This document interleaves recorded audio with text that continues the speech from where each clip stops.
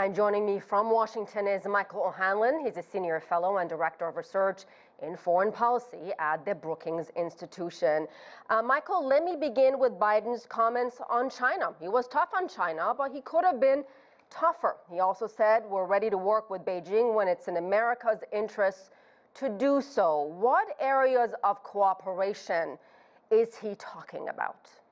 Great question. Well, we have to begin with climate change and COVID-19, don't we? I mean, it's hard to imagine more acute concerns than COVID-19, and it's hard to imagine a more central challenge for the future of humanity than climate change. And the fact that John Kerry, a former senator, former secretary of state, and almost president, has been brought into a new cabinet position suggests where Biden wants to prioritize.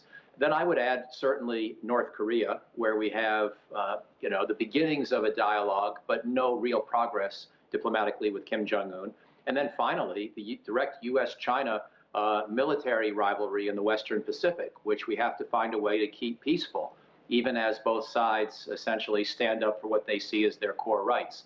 So that would be my short list right there, those four things. I would put trade at number 5, because I actually don't think the trade relationship is quite as acute of a threat, and I don't think it's quite as fundamentally broken as some of the other issues. Clearly, there are still big challenges. Will Biden's overall approach, if you will, the tone is certainly different, did not mention tariffs once, but are we going to see anything significant in terms of policy when it comes to China?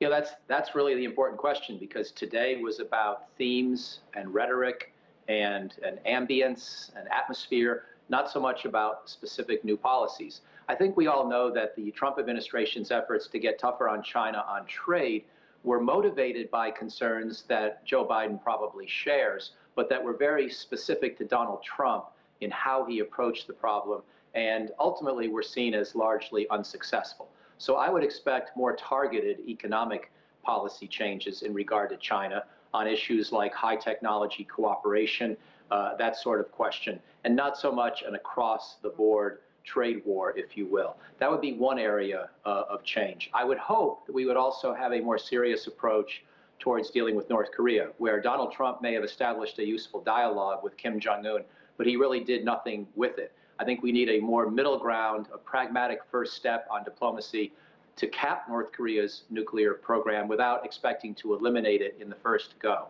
So those would be a couple of specific policies where I would hope that Biden will change things, but we haven't yet heard that from the new president. You know, you've mentioned North Korea a couple of times now, yet North Korea, Iran, Afghanistan never came up in his address.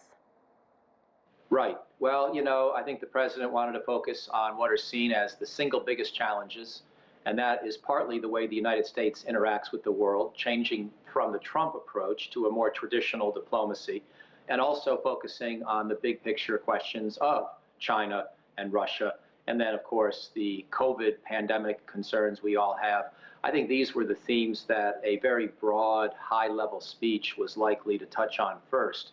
But they also made a big deal out of Yemen, as you know, with the announcement of a special envoy and some additional cutbacks in U.S. support for Saudi Arabia. So they were willing to give a couple of concrete examples on smaller issues as well. So in that sense, it's sort of a patchwork of a few big issues, some rhetorical and stylistic issues, and then also a couple of smaller but still very pressing concerns.